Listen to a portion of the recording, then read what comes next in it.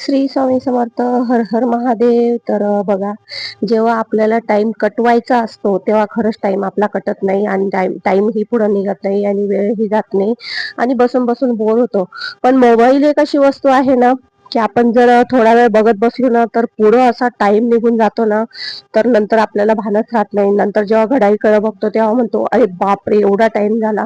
तर खरंच आवरायला खूप उशीर झाला होता. मला पण आवरायला खूप उशीर झाला होता. कारण एक दिवस आलेले होते आमच्याकडे पाहुणे, म्हणजे एक दिवस पहिले आलेले होते आमच्याकडे पाहुणे. तर घराकडे थोडं दुर्लक्ष झालेलं होतं. गप्पा गोष्टींमध्येच गप्पा रंगलेल्या होत्या. रात्री पण गप्पा रंगलेल्या होत्या. मग सकाळी उठण्यात थोडा उशीरच झाला होता आणि तसं पण त्याला सकाळी जायचंच होतं. तर थोडंसं नाश्ता, चहा, पाणी सर्व ओट्यावर बघा पसारायची धावपळच झालेली होती. आणि ते गेल्यानंतर मी थोडी रिलॅक्स झाली, थोडी लेटली, बसली आणि त्याच्यानंतर थोडी मोबाईल बघत बसली. पण मोबाईल बघण्यामध्ये एवढा टाइम गेला ना, तर वेळेचं खूप भानच राहिलं नाही आणि घड्याळीत बघता बघता 11 वाजून गेले. नंतर म्हटलं चला आवरा आता, वेळ आपल्याला कमी आहे, कारण स्वयंपाक पण करायचा होता, आंघोळ पण बाकी होती आणि सर्वच घरातलं काम बाकी होतं.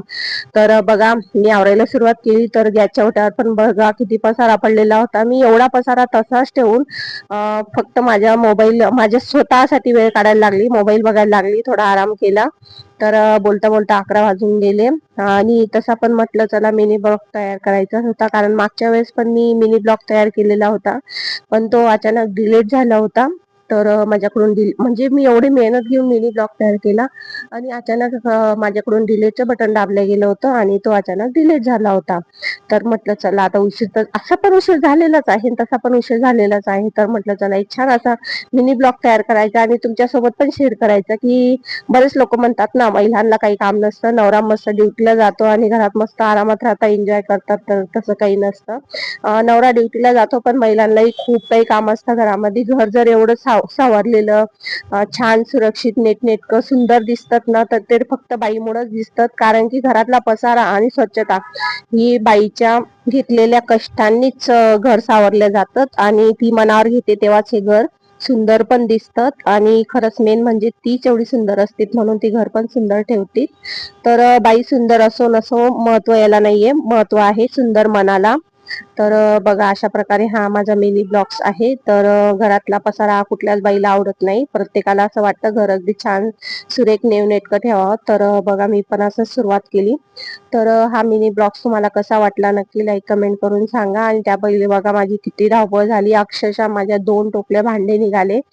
तसं तर आमची फॅमिली छोटीच आहे, पण आता कसं असतं, कुणी येणारे जाणारे असतात तर थोडं घराकडे दुर्लक्ष होतं, गप्पा गोष्टींमध्येच गप्पा रंगल्या जातात आणि ते गेल्यानंतर मग आपण थोडं घराकडे लक्ष देतो आणि घर सावरायला सुरुवात करतो. तर बघा, मी पण घर सावरायला सुरुवात केली होती आणि मला व्यायामला बाहेर जायची काही गरज नाही आहे. तर माझा व्यायाम रोज असा घरामध्येच होऊन जातो. तर बरेच जण म्हणतात जिमला जायचं, व्यायामला जायचं, पण घर जसं छोटं मोठं असतं किंवा घरात आपण जेवढी स्वच्छता ठेवतो ना, त्याच्यातच आपला खूप व्यायाम होऊन जातो.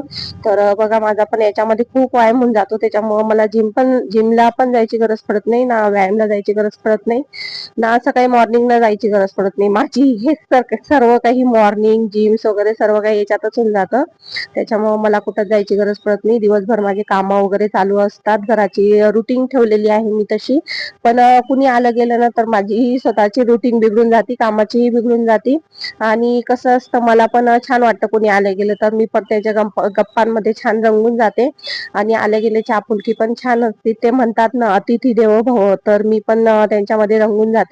पण दुसऱ्या दिवशी घराकडं अगदी बारीक लक्ष देते आणि काने कोपरे व्यवस्थित साफ स्वच्छ करून परत पहिल्यासारखं घर नेटकं करते. तर बघा, ही माझी रुटीन तर आज बिघडलेलीच आहे. घड्याळात ऑलरेडी 11 वाजून गेले आहे. 11 वाजता मी कामाला सुरुवात केलेली आहे आणि बघा, मी छानपैकी पहिले घर आवरून घेतलं आणि माझी अंघोळ पण बाकी होती. तर म्हटलं पहिले छान अगदी घर आवरून घ्यायचं, नंतर आंघोळीला सुरुवात करायची. आणि स्वयंपाक पण बाकी होता. तर सकाळी तसा नाश्ता चहा पाणी झालेलाच होता म्हणून मी थोडंसं स्वयंपाकाकडे दुर्लक्ष केलं आणि मी पहिले सर्व घरातले कामं आवरून घेतली. तर गॅसच्या ओट्यावर बघा तुम्ही किती पसारा पडलेला आहे. सर्वात पहिले तर मी गॅसच्या ओट्यापासूनच सुरुवात केली. भांडे कुंडे आवरून घेतले. त्याच्यानंतर गॅसच्या ओट्यावर बघा दूध पण थोडंसं सांडलेलं होतं, त्या बाळाला दिलेलं होतं. तर मला नंतर लक्षात आलं की आपण जे युट्यूबवर एक रील बघितली होती टिश्यू पेपरची, तर ते मागवायला पाहिजे होतं. आज मला त्याची गरज होती, पण काही हरकत नाही, मी नक्की मागवून घेईल ती. तर रील आपण आज काही फालतू वगैरे बघत नाही, तर रील बघण्याचा एकच फायदा असतो की आपल्या मनात जे असतात ना ते आपल्याला रील्स मध्ये मिळून जातात. तर बघा, मी आता मला कळालं की आपण ते टिश्यू पेपर नक्कीच मागवायचं म्हणून. तर बघा, मी अशा प्रकारे ओटा वगैरे स्वच्छ केला, घर वगैरे स्वच्छ केलं आणि त्यामध्ये मी हे हरभरे भिजत टाकलेलेच होते. तर म्हटलं आंघोळीला बसायच्या पहिले कपडे पण भिजत टाकलेलेच होते, तर आंघोळीला बसायच्या पहिले म्हटलं या 2 शिट्ट्या हरभऱ्यांच्या काढून घ्या, कारण मी आंघोळीला बसायच्या पहिले ह्या 2 शिट्ट्या आरामात होऊन जातील म्हणून मी या कुकरमध्ये लावून घेतल्या, कारण तेवढा आपला वेळही वाचतो. आणि त्याच्यानंतर मी कपडे भिजत टाकलेलेच होते, तर आंघोळीला बसून घेतले आणि लगेचच मी कपडे पण धुवायला घेतले. कारण कसं असतं, बाथरूमचा दरवाजा एकदा बंद झाला तर आपण डबल बाथरूम मध्ये जात नाही आणि एखाद्या विसर पण पडतो. हो, मला तर नेहमी विसर पडतो. जसे तसे कपडे असतात, अक्षरशः मला दुसऱ्या दिवशी धुवा लागतात ते. तर मी एक रुटीन केली की आंघोळ झाल्यानंतर लगेच कपड्यांवर हात फिरायचा आणि कपडे लगेच वाळत टाकून द्यायचे, म्हणजे कडाकडीत उन्हामध्ये कपडे पण छान वाळून जातात. आणि मग माझा अवतार कसा आहे, तर आंघोळ झाली तर मी फ्रेश झाली नाही, आंघोळ करून मी लगेच घरच्या कामाला लागले, कारण ऑलरेडी उशीर झालेला होता. आणि पहिले घर स्वच्छ करूनच मला स्वयंपाकाला लागायचं होतं. तर माझं घर एकदम स्वच्छ झालेलं आहे, कपडे वगैरे धुतले, वाळत पण टाकले कडकडीत उन्हामध्ये, छान मस्त कपडे पण वाळून जातील. आणि आता करते आहे मी स्वयंपाकाला सुरुवात. तर विचार केला काय करायचं, तर लक्षात आलं की काल कोथिंबीर आणलेली होती, आता ती उगाच एवढी कोथिंबीर वाया जाईल, खराब होऊन जाईल. तर मी विचार केला का नाही, कोथिंबीरच्या दशम्या करायच्या.